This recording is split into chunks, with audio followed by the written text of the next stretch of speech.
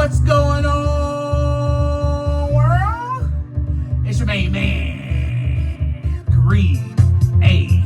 Rashid, the voice and your host of Clearing the Wreckage. Yes, we got another great episode in store for you today. Once again, I don't know if you driving or work, but all I ask is that you please pay attention to the road. And you could be at work on a lunch break, trying to get a quick sneak peek into this episode. Please clock back into work on time. Yes!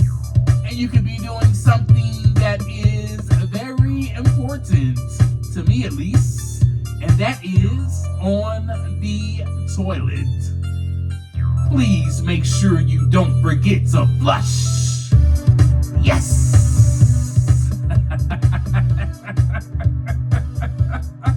Love it. What's going on, my Wreckage Clearers? What is happening with you? You are part of this community. That is your name, because you are about clearing the wreckage. You wouldn't be listening to this podcast if you weren't about clearing the wreckage. You know, that's just what I'm going to assume about you. You're either about clearing the wreckage or you want to know what this is all about. Well, this podcast is all about that. Clearing what remains on the inside, clearing that broken clutter, all those scraps that are just left at the scene of the accident. The accident just happens to happen, right? You know, we go through life, things happen, trauma, different things, and it leaves us stained. It leaves us with remain pieces left behind. That is what is called wreckage. And we need to clear that crap up so that we can grow, we can evolve, and we can become the best version of ourselves today. All right, you with me? I want to thank you so much for listening and tuning in to Clearing the Wreckage podcast. If you are a first-time listener, I want to thank you so much for accepting my invitation to this journey, because that's all we're on. I'm on the journey and I'm sharing it with you, and I am so appreciative of you. And for my long-time listeners, yes, my Wreckage Clearers, thank you so much for being loyal. Thank you for sharing this podcast with your loved ones, with your coworkers. Thank you for sharing it on your social medias and letting people know about this awesome podcast where we get raw, real, uncut, straight to the core so that we can clear that wreckage out. All right. Enough of that. Last week, we discussed part 3 of the death of my old identity. So much involved in it that I had to do 3 whole parts of it so that you can get the gist of what was going on, so that you can understand, so that mainly you could walk alongside of me in this journey. We talked about how I was feeling, and we talked about the pain that I was going through and how much pain I was feeling at the time. We talked about everything from being triggered back to the past with my childhood trauma, with my ex-fiance leaving, from me seeking perfection, being angry, living in fear. We discussed all of that. Today, we are going into total darkness. Yes. The title of today's episode will be Trying to Escape the Darkness. I'm still in the cocoon. You know, that's what. So after the episode from last week, I left off with me being in a cocoon. That's where we're at. I'm closed in. There's no light. I'm surrounded by darkness. I'm not knowing what is happening or why, but everything is affecting me. From there, I began to blame, and I went into self-pity. Threw a temper tantrum like a little kid. No, I don't want to be in this cocoon. What is happening? Give me back my old identity. Give me my life back. Give me my ex-fiance back. Why did she have to leave? I feel down in the dumps. Everyone is out to get me. Everyone else is the problem. Yes, because I'm perfect. I did nothing wrong. Why is this happening?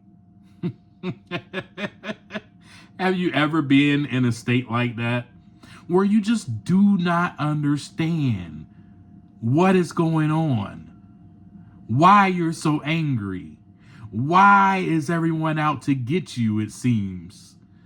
Well, that's how I felt. I felt like everybody was out to get me.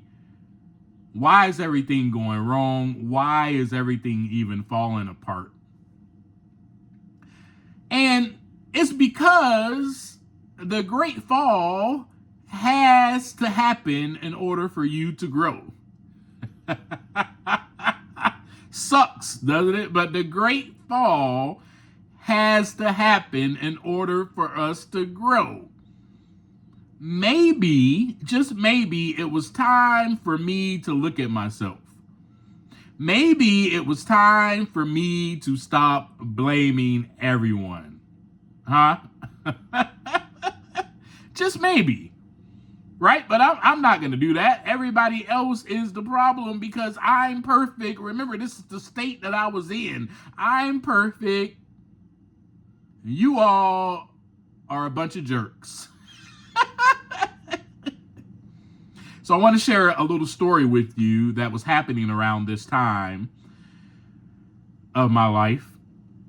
You guys already know, I became the manager at the place I was working, right?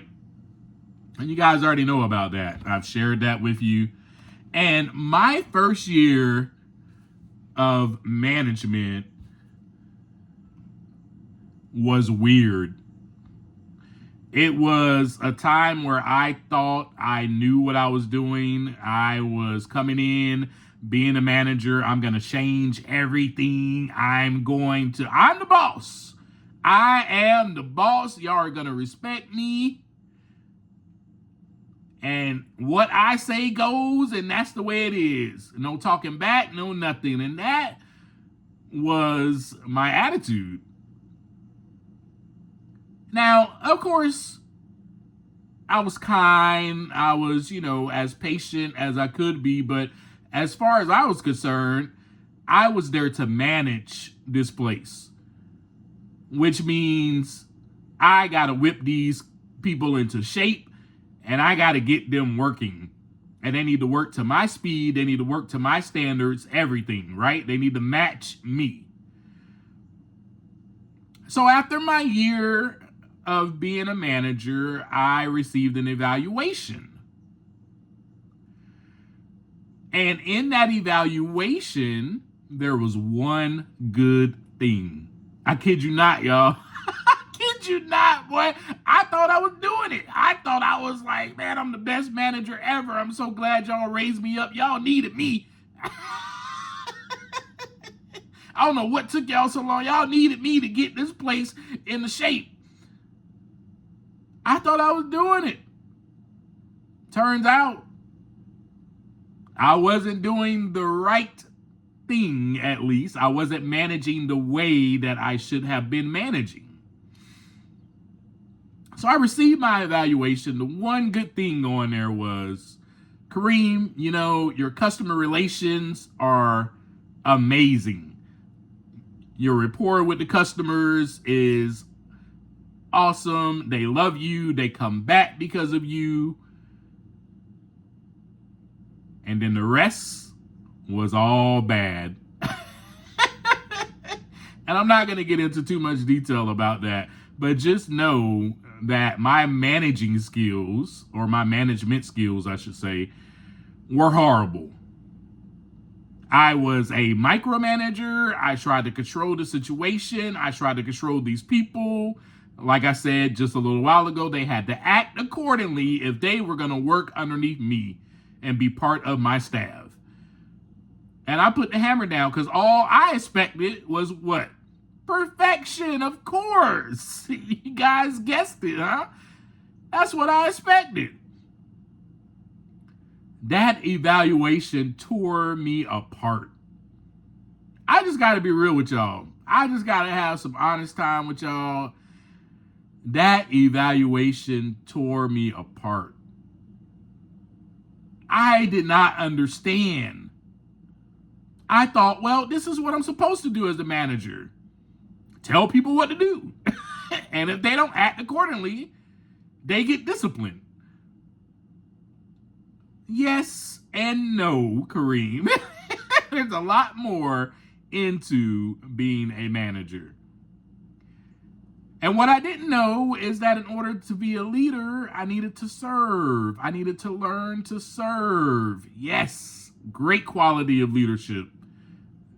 Becoming the servant first. I didn't have that quality.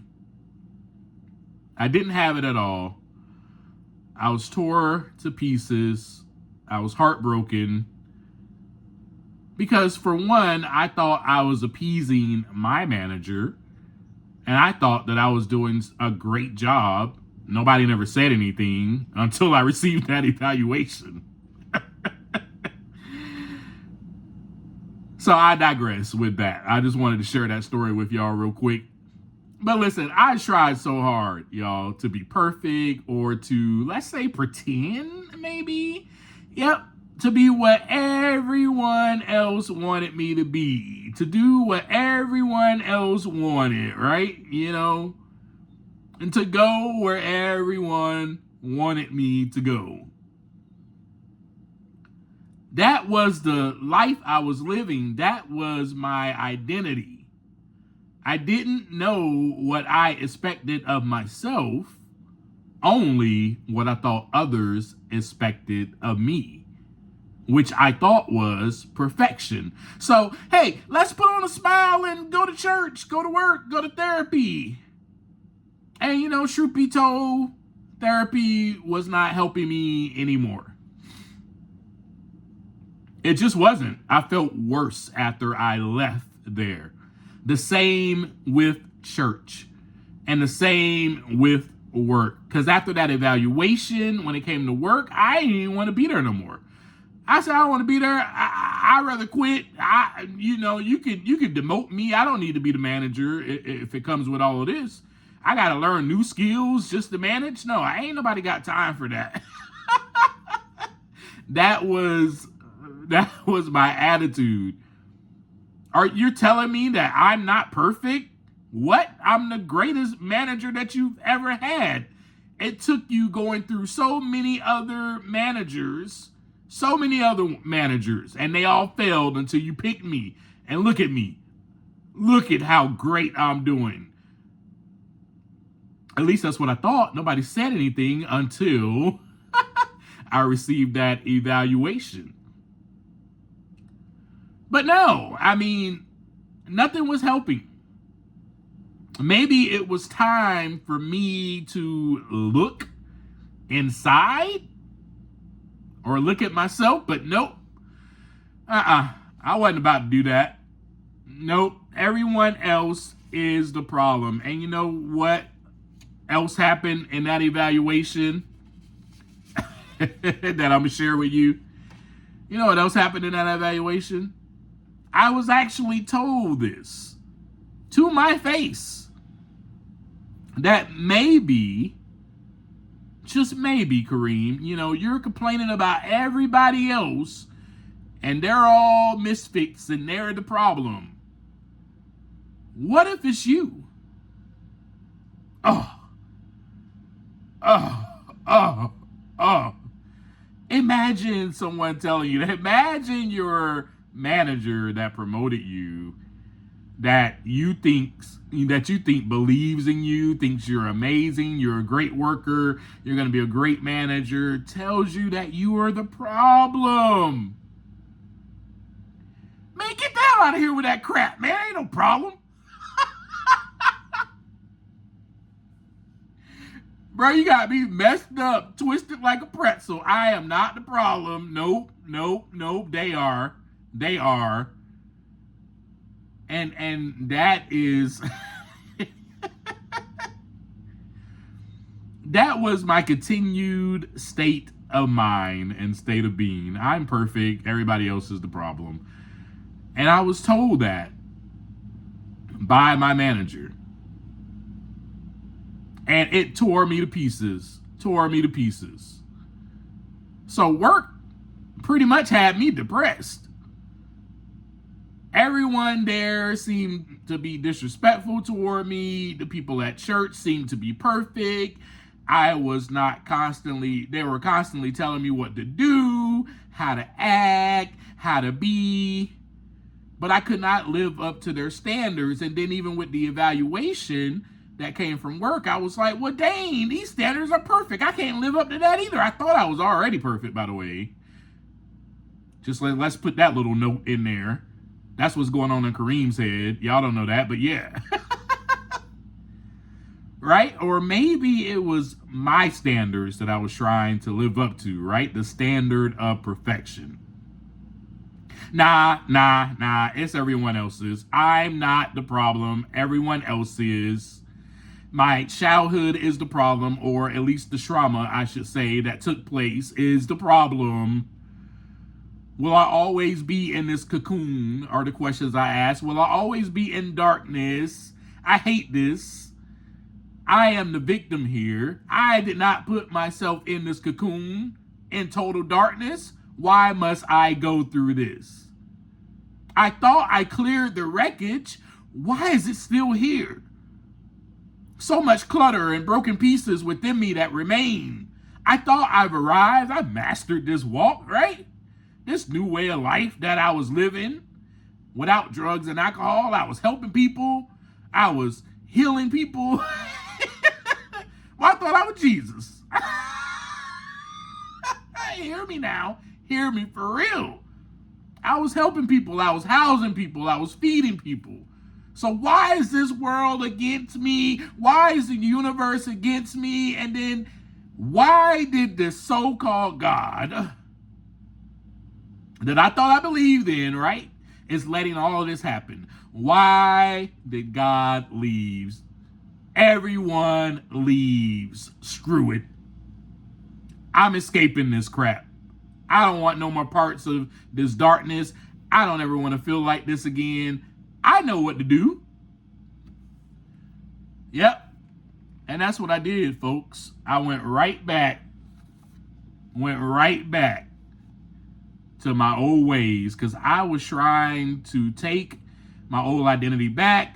I was trying to find some type of solace, some type of light. I was in total darkness and I did not like it. I hated the pain that I was feeling. I hated not being perfect. I hated being angry. I hated living in fear. Most of all, I hated pretending like everything was all good. I hated pretending. I hated being this person that everyone else wanted Kareem to be. I couldn't stand it. I really could not stand it. I couldn't take it anymore. I said, I guess I'm not perfect. And I went back to using alcohol and drugs, just like that. And I'm going to just share with you something I wrote in my journal on September 30th, 2015, 10 years ago. This past weekend, on Friday the 25th, I relapsed and brought plenty of alcohol and drugs. I spent so much cash, I became financially irresponsible. That's what I wrote in my journal. And you know what? I'm finna tell you something right now. Guess what? You remember, not the last episode, but the episode before that, I shared a journal entry with you from July 14, 2015. This next journal entry that I just shared with you was the next time that I wrote in my journal. So remember how I was like, I'm clearing the wreckage. I'm writing in my journal every day. Well, I had pretty much a 2-month hiatus of not writing in my journal. And writing in my journal helped me stay clean and sober. So you see what not to do, right? Pick up your journal and please write in it. Do not stop writing in your journal. Write everything down. Anyway, I wanted to share that with you guys because this was a very, very dark time for me. And that stint of me going back to drugs and alcohol lasted for about a total of 5 to 6 months of complete darkness, not writing in my journal like I needed it to, because the next time I wrote was 2 months after that as well. I have my journal right here. I can see that the next time I actually wrote was November 2015. I stopped writing in my journal. I stopped writing down my feelings, my thoughts, so that I could see them. So today, I decided to share with you what not to do.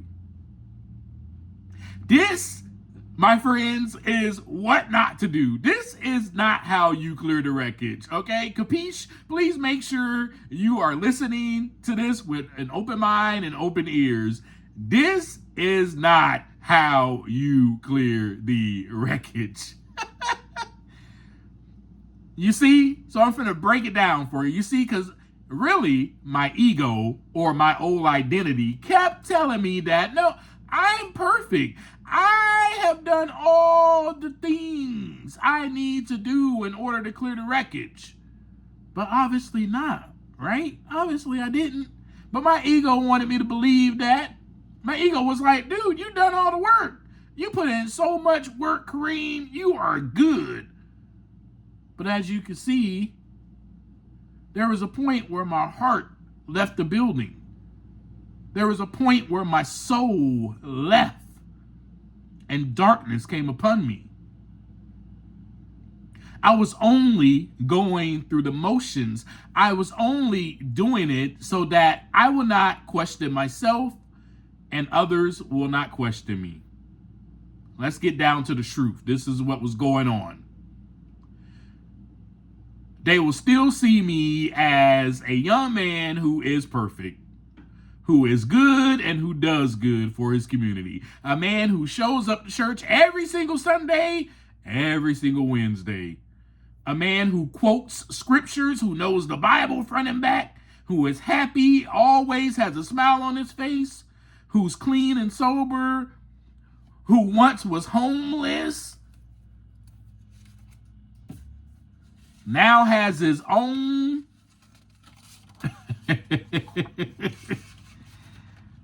This is what I wanted them to see. I have my own car, I have my own home. I also have a management position. If you want to be like someone, be like Kareem. Look at how far he has come. Look at all he has accomplished in almost 3 short little years. Be like him. Wow. What an example he has set for so many others. He is on a mission. It's almost like Kareem started his own ministry. He started a YouTube channel. He started helping people out. He started serving the community. Wow, look at this guy go. I'm at work telling people all about themselves. Hey, you shouldn't be doing this or doing that. Quoting scriptures at them, opening up the Bible, thumping them across the head. Look at me. I'm perfect. You're full of dirt and you need to be cleaned up, but I'm washed. All my sins are washed away. So let me help you, because you're going to hell if you don't straighten up. But me, oh, I'm flying to heaven, baby. In fact, I'm already there. Y'all on the ground, I'm up high. This was the thought process. This was my train of thought. This is the way I thought about myself. I was perfect. My ego, my old identity was like, dude, you are the best. Man, look at everything that you have accomplished. Dude, like you went to therapy. You're getting the help that you need. You became a manager. Oh my God, look at this. Man, you became financially responsible. Oh, what an ego. That is what my ego was saying. That was my old identity, my friends. I was able to appease the people. It felt good because in everyone else's eyes, I was not a failure. In fact, I was unstoppable. I was amazing. But no wonder that identity had to die. No wonder I had to fall into complete darkness. And someone or something, may I dare say, a power greater than me, was going to clear the wreckage, whether I was ready or not, whether I was going to stop and look at myself or not. Sound familiar? Maybe you are going into a state of darkness, into your cocoon. Maybe, just maybe, you are in so much pain. And all you can feel is your own pain, no one else's. Maybe you are blaming everyone around you. Maybe, just maybe, you are the problem. Maybe you are the one that needs to clear the wreckage. Maybe you still have wounds that need healing. Maybe the little bandages that you put on aren't working anymore. Now, if you've been listening and you've been a part of this community since the beginning, then you know I had to be in darkness before. Yep, the second episode. I was kicked out right into the darkness. Go back to that second episode and listen to it. And if you're a first-time listener, make sure you listen to that second episode as well. But that had to happen so that eventually I would look at myself, I would acknowledge my fault, I will admit it, and then I will seek in order to find the light. That's episode 1, 2, 3, and 4 right there. So there's a reason I invited you on this journey, and exactly why I started this podcast at that point in my life and decided to share this story with you. So hopefully you see the connection with this episode and in all of this. But just remember, this is not how you clear the wreckage. That's what I wanted to share with you today. Listen, it's been darkness. It's been darkness, total darkness. I'm still in the cocoon. In the next episode, we're going to talk some more about darkness, maybe. And hopefully soon, I'll get to the light. Well, we'll bring that up eventually. All right. Well, thank you guys so much. I just wanted to share with you what not to do, how not to clear the wreckage.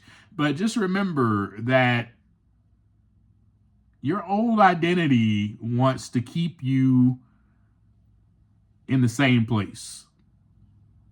My old identity wanted to keep me in the same place, having the same train of thought, continually pleasing the people, continually pretending to live up to the standard of perfection, continually living in anger and fear. My ego did not want to move past that comfort zone.